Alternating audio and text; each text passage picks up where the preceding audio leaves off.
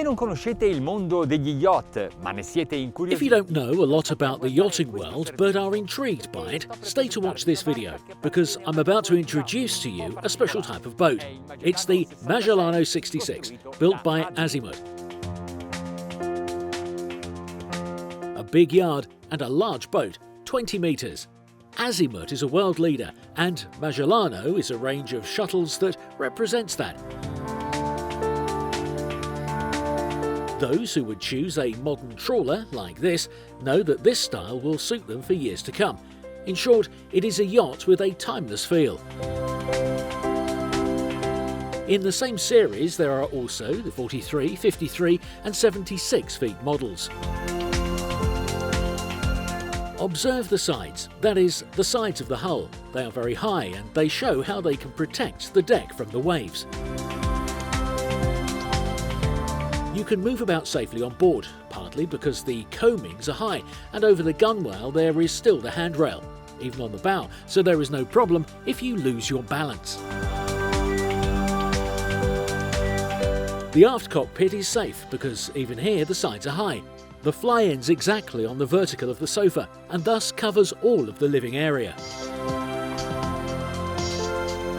Aft of the mast there is the solarium. You can furnish it as little as you want, and towards the bow a cooking area with a grill, the dining area, the sun and of course the helm. Also in the bow there is a sitting area, very nice because it is not visible from the dock, and with this there are 3 external living areas. At the beginning of this video, I invited you to have a look at this yacht because of its large hull. It gives room for internal volumes greater than those of many other similar sized boats.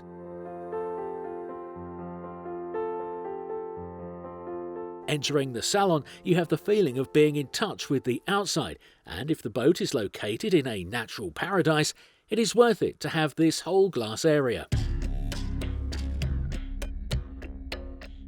The large L-shaped sofa is in front of another sofa. In the living area there is a table for 6 people.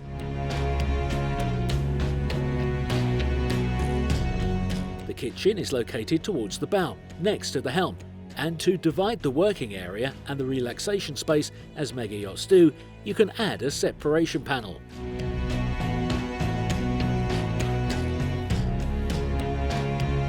The only mistake that you should not make on these boats, at least if they are not intended for rental, is to reduce the size of the cabin. To be consistent with the philosophy of this type, the owner couple must be able to stay on board the best.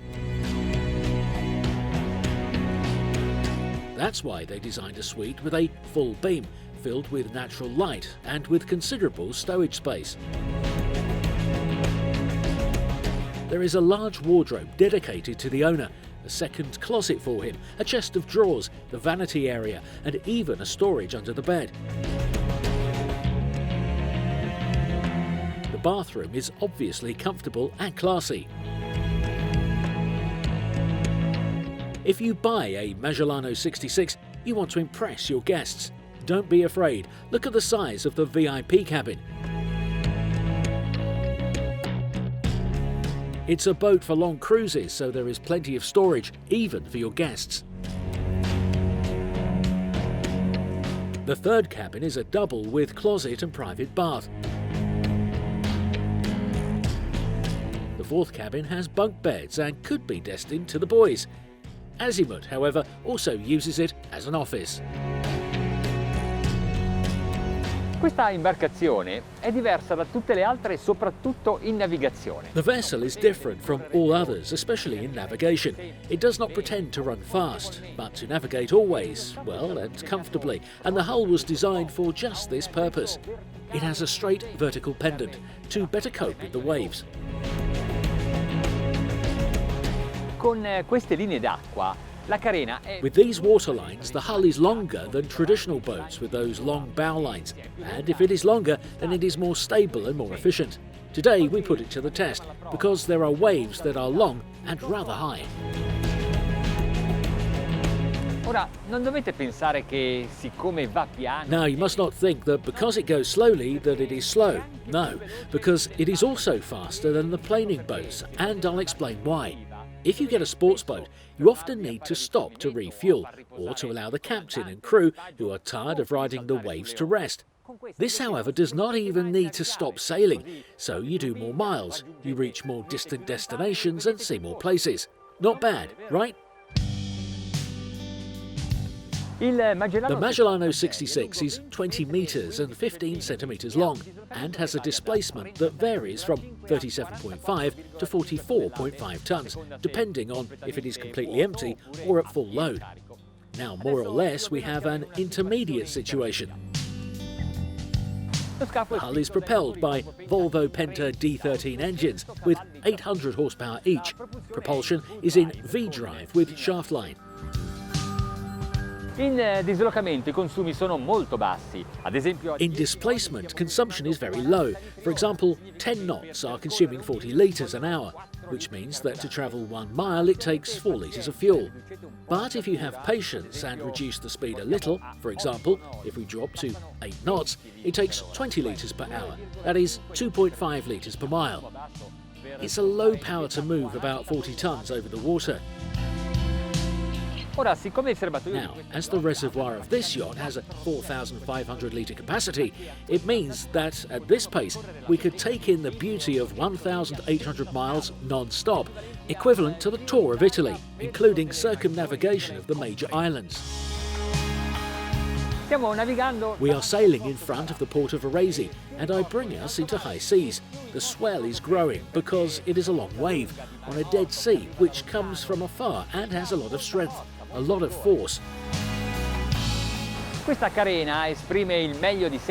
This hull expresses the best of itself when in displacement and when planing. Well, since we have a total of 1,600 horsepower, let's give some gas and use it all. The ascent is very gentle, it is progressive, and this is part of that comfort that makes us feel good, even here on the fly, even in rough sea conditions. Con I motori a 1750 giri siamo a 16 nodi di velocità. With the engine at 1,750 RPM, we are 16 knots, and this is an excellent cruising speed. Obviously, consumption increased. We are using about 140 litres an hour total. Now let's take it to 2,000 RPM. The maximum speed can be considered cruise for the D13 Volvo Penta, and the speed rises. 18.5, 18.8, 19 knots.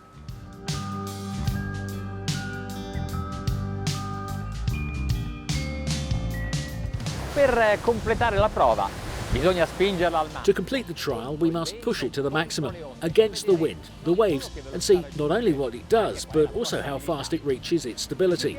The GPS marks 24 knots. Non me l'aspettavo una velocità così alta da un'imbarcazione di questa tipologia. Il merito è della carena. I was not expecting it to go so high with this type of boat. The credit is to the hull that AZIMUT has dubbed dual mode, that is, with the dual mode of operation.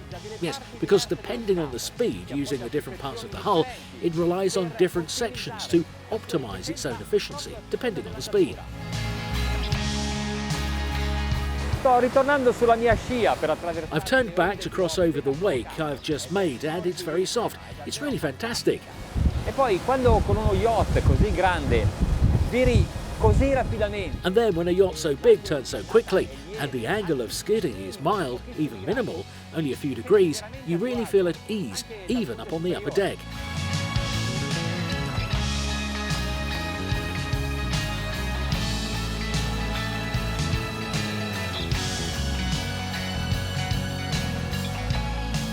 Allora, che ne pensate di questo yacht? Avete deciso cosa farete? So, what do you think of this yacht? Have you decided what you will do when you win the lottery? Will you choose a fast boat or a slower shuttle? Which could go quite fast anyway. Well, maybe it will be something else that influences your choice. But I'm sure you'll think of this Magellano 66 by AZIMUT.